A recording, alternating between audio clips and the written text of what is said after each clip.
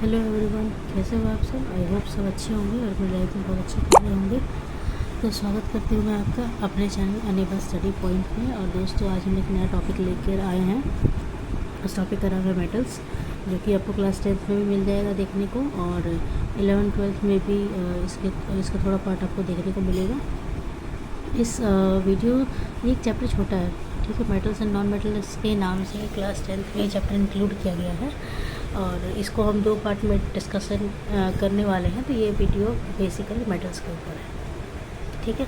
तो शुरू करते हैं। एक्चुअली मेटल्स होते क्या हैं, तो जो एलिमेंट्स होते हैं वो बहुत तरीके के होते हैं। तो एलिमेंट एक बहुत मतलब क्या होता है, जो सिंगल टाइप पार्टिकल के बने होते हैं उनको हम एलिमेंट्स कहते हैं, ठीक है। और कोई भी जो चीज़ है वो बहुत 3 तरह से होती है, मेटल्स, नॉन मेटल्स और मेटलॉइड रूप में, ठीक है। तो एलिमेंट्स को ही 3 पार्ट में बांटा गया है, मेटल्स, नॉन मेटल्स और मेटलॉइड के रूप में। और ये हमने पीरियोडिक टेबल में भी डिस्कशन किया था। तो मेटल्स वो एलिमेंट्स होते हैं जो पॉजिटिव आयंस फॉर्म करते हैं इलेक्ट्रॉन लूज़ करने के बाद, ठीक है। जैसे कि इसका एग्जांपल सोडियम हो गया। सोडियम के पास 11 इलेक्ट्रॉन्स होते हैं, वो 1 इलेक्ट्रॉन किसी को डोनेट करता है तो उसका जो चार्ज होता है वो Na+ लग जाता है। ऐसे एल्युमिनियम का आपने नोटिस किया होगा, Al3+ का चार्ज लगता है। कॉपर में Cu2+ ऐसे लग जाता है। तो ये प्लस चार्ज, ये पॉजिटिव आयन फॉर्म करते हैं जब ये इलेक्ट्रॉन्स किसी को डोनेट करते हैं। पीरियोडिक टेबल में जो एलिमेंट्स हैं ये राइट कॉर्नर पर होते हैं, और जो राइट कॉर्नर पर सारे एलिमेंट्स हैं वो मेटल्स हैं। आपने नोटिस किया गया होगा, राइट कॉर्नर और लेफ्ट कॉर्नर, खासकर जो फर्स्ट ग्रुप और सेकंड ग्रुप वाले एलिमेंट्स हैं वो सारे मेटल्स हैं। अब फिजिकल प्रॉपर्टीज़ की बात कर लेते हैं इनकी। फिजिकल प्रॉपर्टीज़ मतलब कि बाहरी रूप से आप महसूस करते हो, उसको हम फिजिकल प्रॉपर्टीज़ कह रहे हैं। अब फिजिकल स्टेट पहले दिखाई कैसे देंगे आपको, तो ये जनरली हार्ड होते हैं। जैसे कुछ अल्कलाई मेटल, लिथियम, सोडियम और पोटेशियम, ये बड़े सॉफ्ट होते हैं, और ये सॉफ्ट होते हैं। और सोडियम जो है उसको तो केरोसिन में डुबो के रखा जाता है, बिकॉज वो ईज़िली फायर कैच कर सकता है और ईज़िली रिएक्ट कर जाता है एयर में, इसलिए उसको केरोसिन की बॉटल में रखा जाता है। बाकी मेटल सारे हार्ड हैं, और ये सारे मरकरी के अलावा भी, मरकरी एक ऐसा मेटल है जो लिक्विड रहता है रूम टेम्परेचर पर, और बाकी मेटल्स हार्ड हैं। मेटलिक लस्टर की बात करें तो मेटलिक लस्टर का मतलब होता है शाइन। तो आपने देखा होगा, अगर आपने गोल्ड देखा हो, सिल्वर देखा हो या प्लैटिनम देखा हो, तो उनमें एक शाइन होती है। तो मेटल्स में एक शाइन होती है, वो अपने प्योर स्टेट में होते हैं, ठीक है। आगे बात करते हैं डक्टिलिटी के बारे में। डक्टिलिटी का मतलब होता है जब हम किसी मेटल को या किसी एलिमेंट को चेंज करते हैं थिन वायर्स में। तो मेटल्स को थिन वायर्स में चेंज किया जा सकता है। मेलेबिलिटी की बात करें तो मोस्ट जो मेटल्स होते हैं वो मेलेबल होते हैं, मतलब इनको आप पिघलाकर थिन शीट्स में कवर कर सकते हो। जैसे कि हम एल्युमिनियम के फॉइल पेपर इस्तेमाल करते हैं। तो एल्युमिनियम शुरुआत में बहुत हार्ड एक बड़ा पार्ट है जिसको पिघलाकर शीट्स में कन्वर्ट किया गया है। इलेक्ट्रिक और थर्मल कंडक्टिविटी का मतलब होता है कि इलेक्ट्रिसिटी या हीट को पास करने में ये लोग हेल्प करेंगे या नहीं करेंगे। तो मेटल्स गुड कंडक्टर होते हैं हीट और इलेक्ट्रिसिटी को पास करने के लिए। सिल्वर सबसे बेस्ट कंडक्टर माना जाता है, लेकिन ये थोड़ा कॉस्टली होता है, इसलिए कॉपर का इस्तेमाल वायर्स में ज़्यादा किया जाता है। और लीड और मरकरी को पुअर कंडक्टर माना जाता है हीट का। मतलब हर जगह कुछ ना कुछ एक्सेप्शंस होते हैं, तो यहाँ पर लीड और मरकरी पुअर कंडक्टर है हीट के। आगे चलते हैं मेल्टिंग और बॉइलिंग पॉइंट। तो इसका मतलब होता है कि वो टेम्परेचर जिस पर कोई भी एलिमेंट पिघलेगा, मेल्ट हो जाएगा, उसको मेल्टिंग पॉइंट कहते हैं। और बॉइलिंग पॉइंट जिस पर वो उबलना, बॉयल होना शुरू हो जाए। तो मेटल्स का जनरली मेल्टिंग पॉइंट हाई होता है, जल्दी नहीं पिघलते हैं, लेकिन यहाँ पर भी एक्सेप्शन है कि गैलियम और सीशियम जो हैं उनके मेल्टिंग पॉइंट लो हैं, ये जल्दी पिघल जाते हैं। टंगस्टन जो है उसका मेल्टिंग पॉइंट सबसे ज़्यादा होता है। इसका यूज़ हम अपने घर के बल्ब में करते हैं, जहाँ पर ये जल्दी पिघलते नहीं हैं। सोनोरिटी का मतलब होता है वो प्रॉपर्टी जिसमें अगर हम मेटल्स पर या किसी एलिमेंट को बीट करें तो साउंड प्रोड्यूस होगा। तो मेटल्स साउंड प्रोड्यूस करते हैं, ओके। अब बात कर लेते हैं केमिकल प्रॉपर्टीज़ की। जब एक दूसरे के साथ रिएक्ट करते हैं तो क्या बनाते हैं। तो जो मेटल्स हैं वो बहुत सारी केमिकल प्रॉपर्टीज़ एग्जिबिट यानी शो करते हैं। और जो प्रॉपर्टीज़ हैं वो है पहला, रिएक्शन मेटल की ऑक्सीजन के साथ। तो जब भी मेटल्स रिएक्ट करते हैं ऑक्सीजन के साथ तो ये ऑक्साइड, मेटल ऑक्साइड फॉर्म करते हैं। जैसे कि एल्युमिनियम और कॉपर का एग्जांपल दिया गया है। जब इनको हीट किया गया ऑक्सीजन की प्रेजेंस में तो इन्होंने कॉपर ऑक्साइड और एल्युमिनियम ऑक्साइड की फॉर्मेशन करी है, ठीक है। मेटल ऑक्साइड का नेचर कैसा होता है, ये बेसिक होते हैं नेचर में, मेटल ऑक्साइड जब किसी एसिड के साथ रिएक्ट करते हैं तो या किसी बेस के साथ रिएक्ट करते हैं तो ये सॉल्ट बनाते हैं और वाटर बनाते हैं, जिसको एम्फोटेरिक ऑक्साइड्स कहा जाता है। कुछ मेटल ऑक्साइड्स जो होते हैं जैसे कि एल्युमिनियम ऑक्साइड, जिंक ऑक्साइड, ये एम्फोटेरिक है। एम्फोटेरिक का मतलब ये दोनों तरह का नेचर शो कर देते हैं। मेटलिक ऑक्साइड जो होते हैं पानी में इनसॉल्युबल होते हैं, उसमें मिक्स नहीं होते, और कुछ ऐसे हैं जो पानी में डिसॉल्व हो जाते हैं और हाइड्रोक्साइड फॉर्म करते हैं, तो ऐसे मेटल्स को हम एल्कालाई मेटल्स बोल देते हैं। ठीक है, आगे है reaction of metals with water. जब पानी के साथ रिएक्ट करेंगे मेटल तो क्या होगा, तो मेटल जब पानी के साथ रिएक्ट करते हैं तो मेटल ऑक्साइड ही बनाते हैं और हाइड्रोजन गैस भी इवॉल्व करते हैं। जो मेटल ऑक्साइड फिर पानी के साथ अगर आप रिएक्ट करोगे तो मेटल हाइड्रोक्साइड की फॉर्मेशन हो जाती है। देखिए, metal plus water, metal oxide plus hydrogen, और मेटल ऑक्साइड का दोबारा करवा दिया वाटर के साथ तो मेटल हाइड्रोक्साइड। पोटेशियम, सोडियम और कैल्शियम जो है बहुत जल्दी रिएक्ट कर जाते हैं पानी के साथ और क्या बनाते हैं, हाइड्रोक्साइड और हाइड्रोजन गैस इवॉल्व करते हैं। वही कैल्शियम की रिएक्शन जब वाटर के साथ होती है तो थोड़ी सी लेस वायलेंट होती है, वो इतनी वाइग्रस नहीं होती, और जो हीट इवॉल्व होती है वो इतनी सफिशिएंट नहीं होती for the hydrogen to catch, मतलब हाइड्रोजन भी इतना ज़्यादा नहीं निकलता है जैसे कैल्शियम। इसका एग्जांपल हमें कहाँ देखने को मिलता है, चूना मिलाते हैं ना पानी में, जो घर की पुताई होती है वाइट वॉशिंग में, तो वहाँ पर आप इसकी रिएक्शन देख सकते हो। जो कैल्शियम है वो पानी के ऊपर फ्लोट करता रहता है, बिकॉज जो बबल्स होते हैं हाइड्रोजन गैसेस के वो स्टिक हो जाते हैं मेटल के सरफेस पर, इसलिए वो ऊपर की तरफ फ्लो कर रहा होता है, वो इसलिए नीचे की तरफ नहीं जा रहा होता है, डिज़ोल्व नहीं होता है पूरा। ठीक है, एल्युमिनियम, आयरन और जिंक जो होते हैं वो स्टीम यानी जैसे भाप वाले पानी के साथ रिएक्ट करते हैं और मेटल ऑक्साइड और हाइड्रोजन फॉर्म करते हैं। वहीं लीड, कॉपर, सिल्वर और गोल्ड ये रिएक्ट नहीं करते पानी के साथ। अब है मेटल की रिएक्शन एसिड के साथ। जो रिएक्टिव मेटल्स होते हैं वो डाइल्यूट सल्फ्यूरिक एसिड यानी H2SO4 जिसमें वाटर का कंसनट्रेशन ज़्यादा है और हाइड्रोक्लोरिक एसिड के साथ रिएक्ट करके सॉल्ट और हाइड्रोजन गैस इवॉल्व करते हैं। स्ट्रॉन्ग ऑक्सीडाइजिंग नेचर होता है नाइट्रिक एसिड का HNO3 जो है, तो ये हाइड्रोजन गैस इवॉल्व नहीं करता जब मेटल के साथ ये रिएक्ट कर रहा होता है। जो डाइल्यूट नाइट्रिक एसिड होता है वो ऑक्सीडाइज कर देता है हाइड्रोजन को और वाटर प्रोड्यूस करता है, और वो इटसेल्फ जो खुद है वो रिड्यूस होकर नाइट्रोजन डाइऑक्साइड में कन्वर्ट हो जाता है। जो मैग्नीशियम और मैग्नीज हैं वो रिएक्ट तो करते हैं लेकिन वो वेरी डाइल्यूट नाइट्रिक एसिड, मतलब ऐसा नाइट्रिक एसिड जिसमें वाटर की कंसनट्रेशन ज़्यादा है उसके साथ रिएक्ट करते हैं और हाइड्रोजन गैस को इवॉल्व करते हैं। ठीक है, अब बात करते हैं मेटल की रिएक्शन अगर दूसरे मेटल सॉल्ट के साथ करवा दी जाए तो जो मोस्ट रिएक्टिव मेटल्स हैं वो लेस रिएक्टिव मेटल्स को डिस्प्लेस कर देते हैं अपनी जगह से। जैसे कि आयरन और कॉपर सल्फेट की करवाई गई है तो आयरन क्या करे, कॉपर को हटा देगा उसकी जगह से। वही मेटल की रिएक्टिविटी सीरीज़ का मतलब कौन ज़्यादा जल्दी रिएक्ट करेगा और कौन कितना स्लो करने वाला है। तो यहाँ पर एक रिएक्टिविटी सीरीज़ दी गई है जिनको इनकी डिक्रीजिंग एक्टिविटी के बेसिस पर अरेंज किया गया है। तो रिएक्टिविटी सीरीज़ एक लिस्ट होती है जिसमें मेटल को अरेंज किया जाता है उनकी डिक्रीजिंग रिएक्टिविटी एक्टिविटी के अकॉर्डिंग। और इस सीरीज़ के अकॉर्डिंग आप क्या पता लगा सकते हो कि जैसे रिलेटिव टेंडेंसी किसी मेटल की इलेक्ट्रॉन लूज़ करने की, उनका नेचर और किस हिसाब से वो सीरीज़ में अरेंज किए गए हैं, उनकी एक्टिविटी सीरीज़, ये सब पता लगा सकते हो। देखिए जो ऊपर है, देखिए पोटेशियम पहले है, फिर सोडियम, फिर calcium, magnesium, aluminium, zinc, iron, tin और लीड, ये सबसे ज़्यादा रिएक्टिव मेटल्स हैं। किससे रिएक्टिव है, हाइड्रोजन से ज़्यादा रिएक्टिव मेटल्स ये लोग हैं। जैसे आप नीचे जाओगे कॉपर, मरकरी, सिल्वर और गोल्ड, ये लोग लेस रिएक्टिव मेटल्स हैं, किससे, हाइड्रोजन के अकॉर्डिंग। ठीक है, तो उनकी जो रिएक्टिविटी सीरीज़ है नीचे जाते ही घटने लगती है और ऊपर सबसे ज़्यादा ये रिएक्टिव रहते हैं।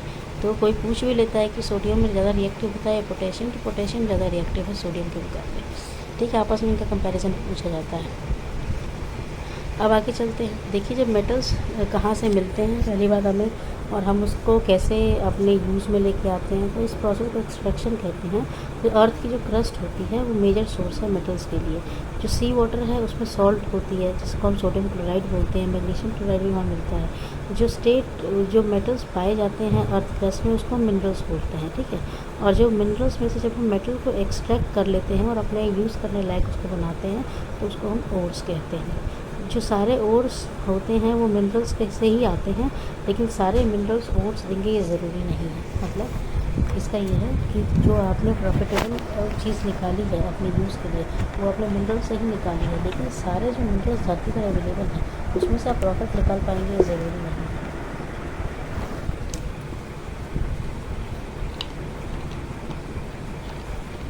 आगे बढ़ते हैं। Sorry, concentration of ore. तो कंसंट्रेशन का मतलब क्या है, जो उसमें गंदगी वगैरह होती है और साफ़ सुथरा तो निकलता नहीं है, तो अनवांटेड मटेरियल्स को हटाना और कंसंट्रेशन कहलाता है। ठीक है, इसके लिए बहुत सारे प्रोसेस किए जाते हैं, ड्रेसिंग, बेनिफिक्शन, और ये कैसे किया जाता है, हाथ के थ्रू भी किया जाता है, लेकिन कुछ टेक्निक्स का इस्तेमाल भी किया जाता है जिनका हम यहाँ पर डिस्क्रिप्शन आपको दे रहे हैं। तो पहला है हाइड्रोलिक कोशन। ये बेस्ड होता है किस पर, difference in gravity of ore and gangue particles. Gangue particles होते हैं जो गंदगी वगैरह निकलती है, तो गैंग्यू पार्टिकल्स कहते हैं। तो डेंसिटी के बेसिस पर इसको किया जाता है और एक ग्रेविटी सेपरेशन होता है। इस प्रोसेस में क्या होता है, upward stream of running water is use to powder ore. पानी एकदम से ऊपर से गिराया जाता है, तो जो लाइटर पार्टिकल्स होते हैं वो तो निकल जाते हैं, और जो हैवी वाला ओर होता है वो नीचे बच जाता है, जिसमें आयरन ऑक्साइड को इस प्रोसेस से निकाला जाता है और आयरन के ओर से यहाँ से निकाले जाते हैं। मैग्नेटिक सेपरेशन, ये डिफरेंसेस किस पर बेस होता है, मैग्नेटिक प्रॉपर्टीज़ पर बेस होता है। कैसे, इस प्रोसेस में क्या होता है, जो ओर्स वगैरह वाला ओर्स वाला पार्ट होता है वो तो कनेक्ट हो जाता है, अट्रैक्ट हो जाता है, और जो गैंग्यू वाला पार्टिकल है वो रह जाता है। For example, ores of tungsten from cassiterite are concentrated by this method, यानी टंगस्टन को इस मेथड से निकाला जाता है। फ्रोथ फ्लोटेशन मेथड, इस मेथड में क्या होता है, गैंग्यू को सल्फाइड ओर से अलग किया जाता है, तो कलेक्टर पाइन ऑयल और फ्रोथ स्टेबलाइजर्स को ऐड किया जाता है suspension of powder ore in water में, और ओर पार्टिकल जो होते हैं ऑयल से वेट हो जाते हैं और फ्रोथ के साथ ही स्किम ऑफ यानी निकल जाते हैं। लीचिंग, इस प्रोसेस में क्या होता है, it is used if ore is soluble in सब सूटेबल। अगर ओर किसी सॉल्वेंट में सूटेबल है तो उसमें लीचिंग का यूज़ करते हैं। It recover from the solution of white impurities are insoluble. और कैसे किया जाता है, एक सॉल्यूशन से इसको रिकवर किया जाता है। फॉर एग्जांपल, बॉक्साइट और निकाले जाते हैं कंसनट्रेटेड NaOH सॉल्यूशन से।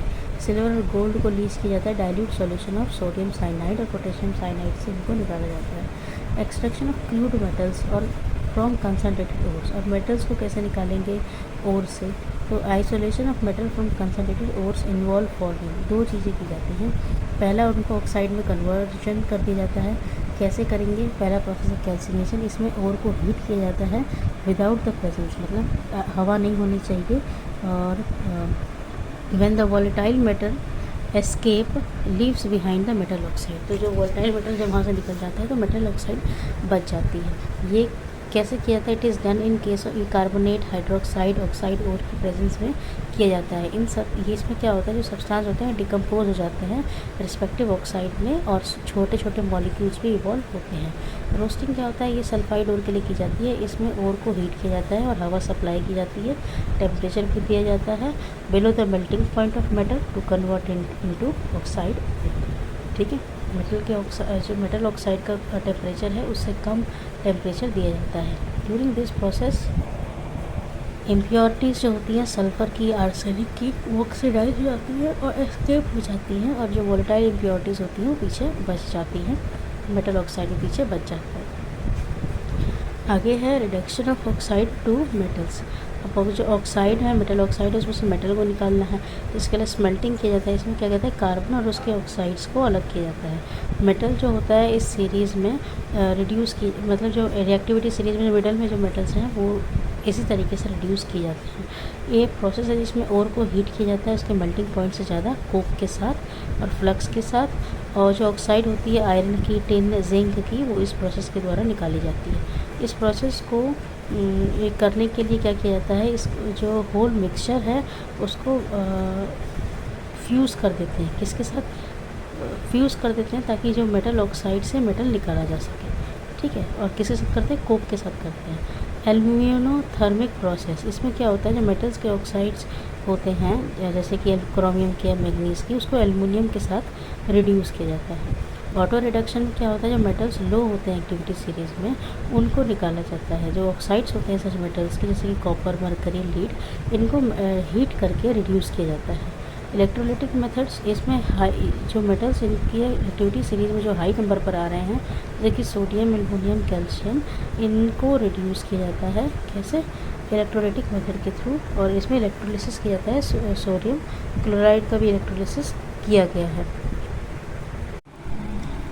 अब आगे है रिफाइनिंग करना। रिफाइनिंग मतलब जो मेटल एक्सट्रैक्ट किए गए हैं वो कुछ गंदगी के साथ होते हैं, इम्प्योरिटीज़ के साथ होते हैं, तो उनको कैसे साफ़ किया जाए और उनमें से प्योर मेटल को एक्सट्रैक्ट किया जाए और जो गंदगी है उसको निकाल दिया जाए, उसके लिए रिफाइनिंग की जाती है, सफाई की जाती है। तो ये डिपेंड करता है कि मेटल का नेचर कैसा है और उसके साथ कैसी गंदगी लगी हुई है।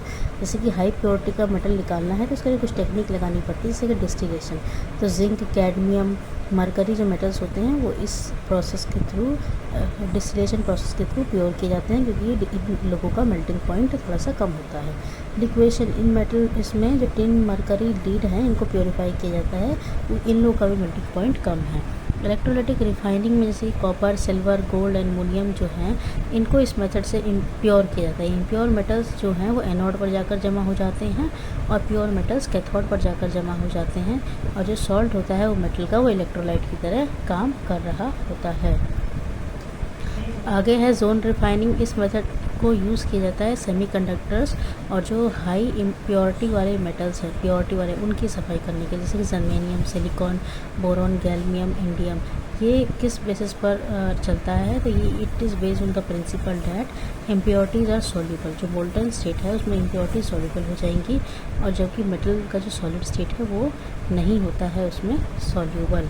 वेपर फेस रिफाइनिंग, इस प्रोसेस में मेटल को कन्वर्ट किया जाता है वोलेटाइल कंपाउंड में, देन उसको डिकम्पोज कर देते हैं प्योर मेटल में। डिकम्पोज करना मतलब होता है कन्वर्ट कर देना, और छोटे छोटे टुकड़ों में तोड़ देना भी, और सिंपल फॉर्म में कन्वर्ट करना भी, अगर वो कॉम्प्लेक्स है तो इसमें वेपर फेस रिफाइनिंग में ये किया जाता है।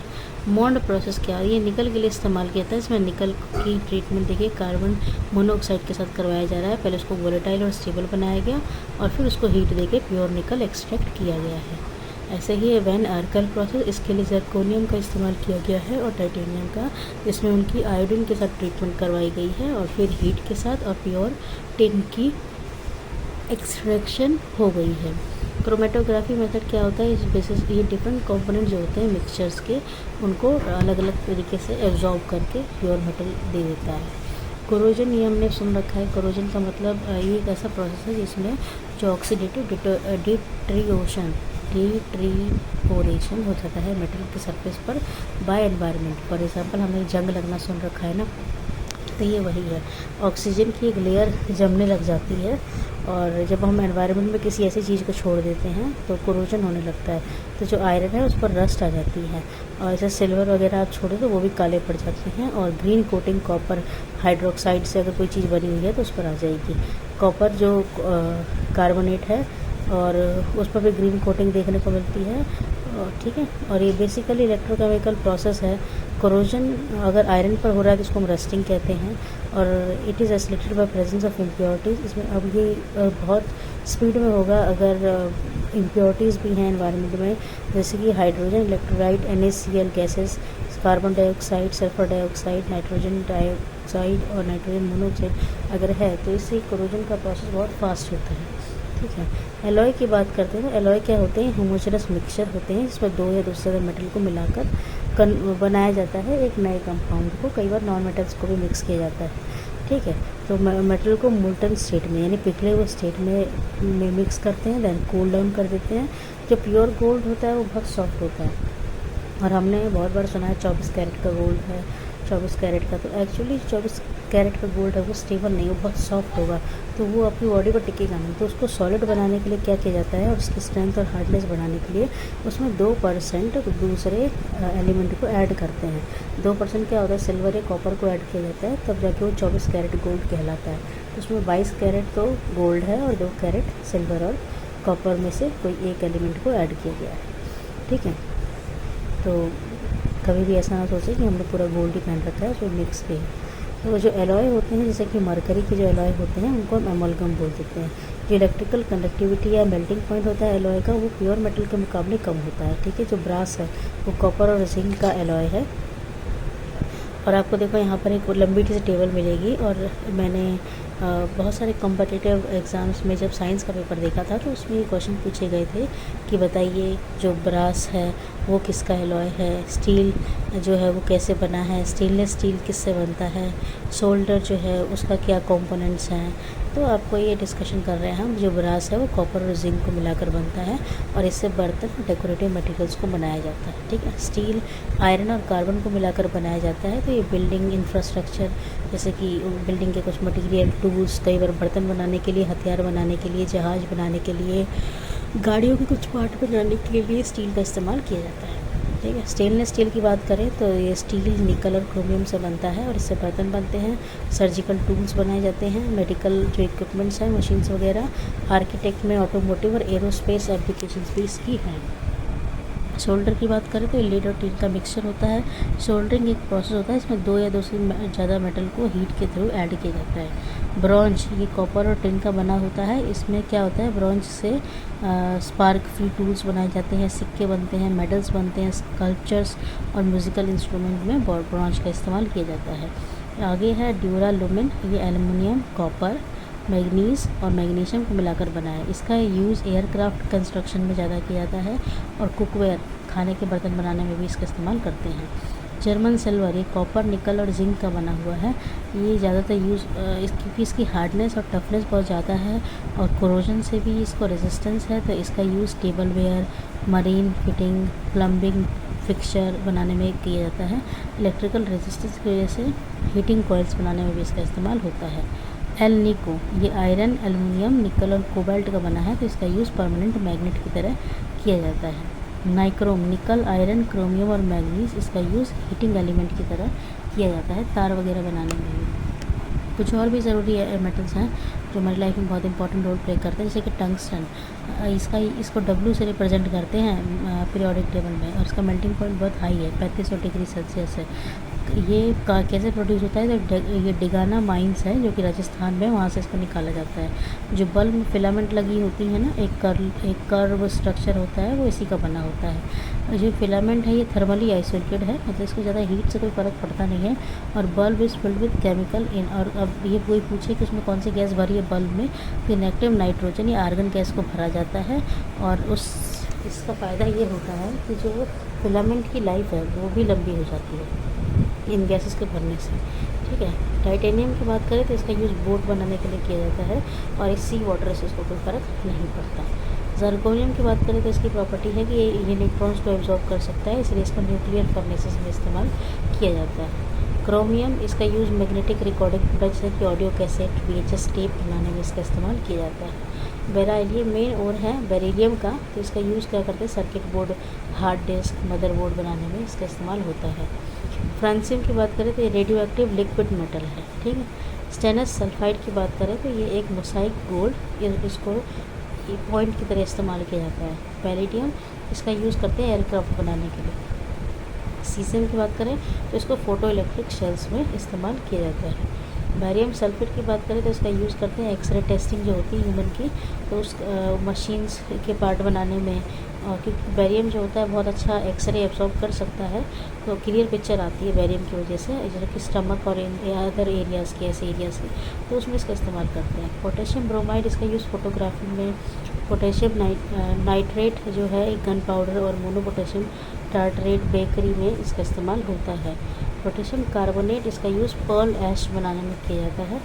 नाइक्रोम ये एलॉय है निकल, क्रोमियम, आयरन का, तो जो हीटर की कॉइल होती है ना, आपने कभी देखा हो, तो उसमें इसका इस्तेमाल होता है। ऑस्मियम ये हैवीएस्ट मेटल है जो अभी तक धरती पर सबसे ज़्यादा साइज़ है इसका। तो हमने इन मेटल्स की आपको पिक्चर भी दी है अरेंज करके, तो आप इससे पता लगा सकते हो कि ये लोग दिखते कैसे हैं। ठीक है, और आई होप आपको समझ में आया हो। जो भी दिक्कतें आपको महसूस हुई हो मेरी वॉइस की वजह से, और जो भी डिस्टर्बेंस नज़र आई हो, उसके लिए मुझे माफ़ करें। मैं आगे वीडियोस में उन गलतियों को सुधार के आऊँगी। आपका दिन अच्छा हो। पसंद आए तो लाइक, शेयर एंड सब्सक्राइब।